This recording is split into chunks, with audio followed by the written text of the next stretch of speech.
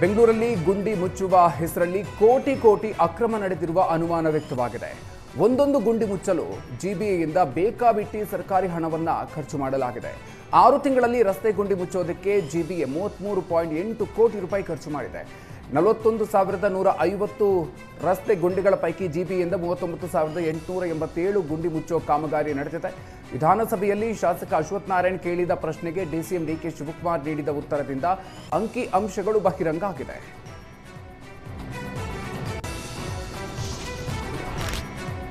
ಬೆಂಗಳೂರಿನಲ್ಲಿ ಒಂದೊಂದು ಗುಂಡಿ ಮುಚ್ಚಲು ಜಿಬಿಎ ಲಕ್ಷ ಹಣ ಖರ್ಚು ಮಾಡಿದೆ ಅನ್ನೋ ಅಂಕಿಅಂಶ ಬಯಲಾಗಿದೆ. ಶಿವಾಜಿನಗರ ವಿಧಾನಸಭಾ ಕ್ಷೇತ್ರದಲ್ಲಿ ಗುಂಡಿ ಮುಚ್ಚಿ 3 ತಿಂಗಳಿಗೆ ಮತ್ತೆ ಗುಂಡಿ ಬಿದ್ದಿದೆ. ಒಂದು ಕಡೆ ಕಳಪೆ ಕಾಮಗಾರಿ, ಮತ್ತೊಂದು ಕಡೆ ಸರಿಯಾಗಿ ಗುಂಡಿಗಳನ್ನು ಮುಚ್ಚದೆ ಅಧಿಕಾರಿಗಳು ಬಿಲ್ ಮಾಡಿಕೊಂಡಿದ್ದಾರೆ.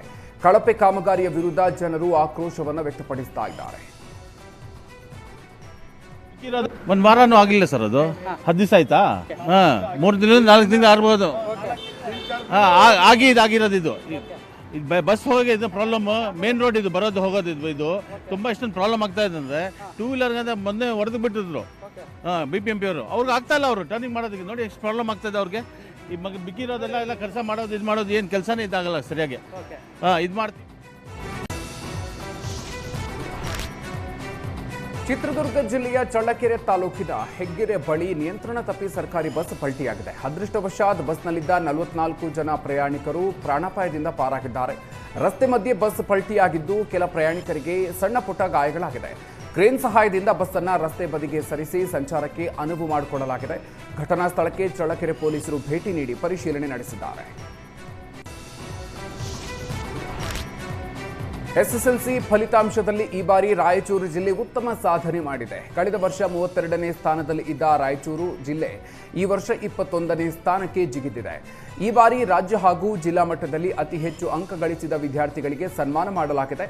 ಜಿಲ್ಲಾಧಿಕಾರಿ ಕಚೇರಿಯ ಸಭಾಂಗಣದಲ್ಲಿ 625ಕ್ಕೆ 625 ಅಂಕ ಪಡೆದ ಮಾನ್ವಿ ತಾಲೂಕಿನ ಸುಖದೇವ್ ಕಟ್ಟಿಮನಿ, 622 ಅಂಕ ಪಡೆದ ಸಿಂಧನೂರಿನ ನಿಖಿಲ್ ಮೇಟಿ, ಲಿಂಗಸುಗೂರಿನ ಪ್ರವೀಣ್, ದೇವದುರ್ಗದ ಮಲ್ಲಿಕಾರ್ಜುನ್ ಸ್ವಾಮಿ ಹಾಗೂ 619 ಅಂಕ ಪಡೆದ ಸೌಮ್ಯಗೆ ಸನ್ಮಾನ ಮಾಡಲಾಗಿದೆ.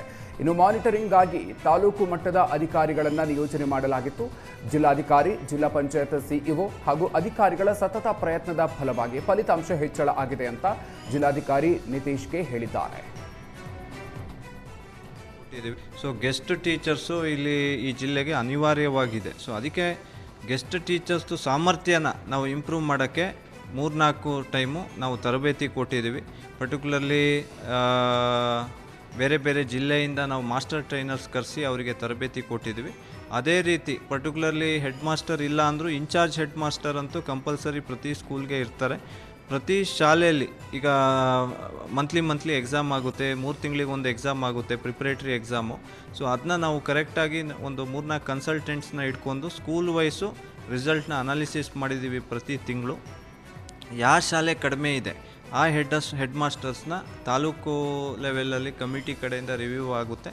ಮತ್ತು ನಾನು CEO ಅವರು ನಮ್ಮ ಜಿಲ್ಲೆಯಲ್ಲಿ 200 ಶಾಲೆ ಯಾರು ಈ ಫಸ್ಟ್ ಪ್ರಿಪರೇಟರಿ ಎಕ್ಸಾಮಲ್ಲಿ ಕಡಿಮೆ ಮಾರ್ಕ್ಸ್ ತೊಗೊಂಡಿದ್ದಾರೆ, ಕಡಿಮೆ ಪರ್ಫಾರ್ಮೆನ್ಸ್ ಕೊಟ್ಟಿದ್ದಾರೆ, ಆ ಹೆಡ್ ಮಾಸ್ಟರ್ಸ್ನ ಇಲ್ಲಿಗೆ ಕರೆಸಿ ನಾವು ಅವ್ರನ್ನ ರಿವ್ಯೂ ಮಾಡಿ ಅವ್ರಿಗೆ. ತುಂಗಭದ್ರಾ ಜಲಾಶಯದಿಂದ ಕಾರ್ಖಾನೆಗಳಿಗೆ ನೀರು ಸರಬರಾಜು ಸ್ಥಗಿತ ಮಾಡಲಾಗಿದೆ. ತುಂಗಭದ್ರಾ ಜಲಾಶಯದಿಂದ ಕಾರ್ಖಾನೆಗಳಿಗೆ ಅಕ್ರಮವಾಗಿ ನೀರು ಪೂರೈಕೆ ಮಾಡ್ತಾ ಇದ್ದ ಬಗ್ಗೆ ಏಷ್ಯಾನೆಟ್ ಸುವರ್ಣ ನ್ಯೂಸ್ ವರದಿ ಪ್ರಸಾರ ಮಾಡಿತ್ತು. ವರದಿಯ ಬಳಿಕ ಎಚ್ಚೆತ್ತ ಜಲಸಂಪನ್ಮೂಲ ಇಲಾಖೆ ಅಧಿಕಾರಿಗಳು 3 ದಿನದಲ್ಲಿ ಕಾರ್ಖಾನೆಗಳಿಗೆ ನೀರು ಪೂರೈಕೆ ಸ್ಥಗಿತ ಮಾಡಿದ್ದಾರೆ. ತುಂಗಭದ್ರಾ ಜಲಾಶಯದಲ್ಲಿ 12 TMC ನೀರು ಮಾತ್ರ ಇತ್ತು. ಕಾರ್ಖಾನೆಗಳಿಗೆ ನೀರು ಪೂರೈಕೆ ಮಾಡಿದರೆ ಕುಡಿಯುವ ನೀರಿನ ಕೊರತೆಯಾಗುವ ಸಾಧ್ಯತೆ ಇತ್ತು. ನಿಯಮದ ಪ್ರಕಾರ ಕಾರ್ಖಾನೆಗಳಿಗೆ ಫೆಬ್ರವರಿ ಅಂತ್ಯಕ್ಕೆ ನೀರು ಪೂರೈಕೆ ಸ್ಥಗಿತ ಮಾಡಬೇಕಾಗಿತ್ತು. ಆದರೆ ಏಪ್ರಿಲ್ 3ನೇ ವಾರದವರೆಗೂ ದಿನದ 24 ಗಂಟೆ 3 ಬೃಹತ್ ಮೋಟಾರ್ಗಳ ಮೂಲಕ ಕಾರ್ಖಾನೆಗಳು ನೀರು ಪಡಿತಾ ಇದ್ವು. ನಿಯಮ ಮೀರಿ ಅಕ್ರಮವಾಗಿ ನೀರು ಪಡಿತಾ ಇದ್ರು. ಜಲಸಂಪನ್ಮೂಲ ಇಲಾಖೆ ಅಧಿಕಾರಿಗಳು ಕಣ್ಮುಚ್ಚಿ ಕುಳಿತಿದ್ರು.